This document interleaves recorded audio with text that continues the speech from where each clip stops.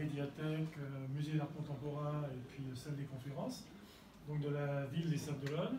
La ville des Sables-d'Olonne est partenaire de l'opération Village des Sciences des Sables-d'Olonne. Comme je l'ai dit tout à l'heure, c'est 11 projets qui vont être présentés tout au long de ce grand week-end, sachant qu'il y a d'autres projets qui sont présentés en dehors des Sables-d'Olonne, dans des lieux isolés, et puis quelquefois aussi dans un autre village des sciences comme celui de La Roche-sur-Yon, qui a lieu samedi la semaine prochaine à l'IUT de La Roche-sur-Yon, à la Courtésière. En ce qui concerne notre village des sciences, c'est une belle occasion de faire découvrir à la fois des thèmes scientifiques, techniques, industriels, environnementaux, parce qu'il est difficile à notre époque de cloisonner tous ces secteurs de notre vie.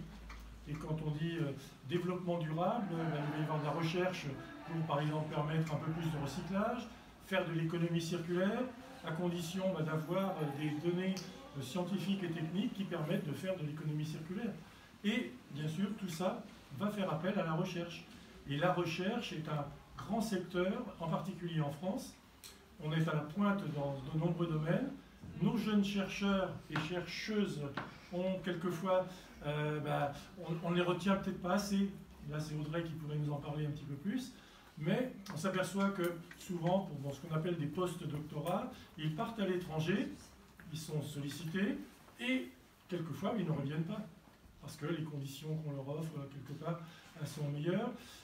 Par exemple, un grand pays comme les États-Unis ne forme pas énormément de chercheurs, parce qu'ils ont les moyens, eux, de faire venir les chercheurs des autres pays.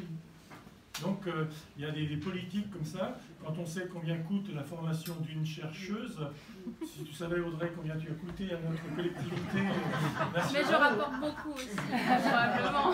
J'espère, on fait la balance. C'est vrai que ça commence à s'équilibrer. Donc, c'est faramineux, mais au bout, ce que l'on espère avec tous les genres de recherche et de chercheurs et de chercheuses, c'est qu'effectivement, ça aboutisse à des découvertes.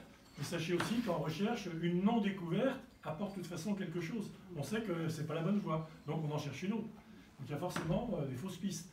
Mais quand des chercheurs découvrent quelque chose, je parle d'une façon générale, ça peut aller jusqu'à des dépôts de brevets. Et qui dit dépôt de brevets dit création d'entreprise, start-up ou autre entreprise. Et qui dit création d'entreprise dit création d'emplois. Donc on est loin de la fête de la science dans un village des sciences au Sables-d'Olonne, mais d'une façon générale, on œuvre, comme on le peut, à notre niveau, pour que des jeunes soient sensibilisés aux carrières scientifiques et techniques. Ce n'est pas simplement la recherche, c'est les carrières scientifiques et techniques, ingénieurs, techniciens, et entre autres, que ce soit accessible à tous ceux qui le souhaitent, et en particulier les jeunes filles qui ne soient pas quelquefois barrées ou simplement mal sensibilisées à ces carrières scientifiques. Audrey va nous en dire encore un petit mot.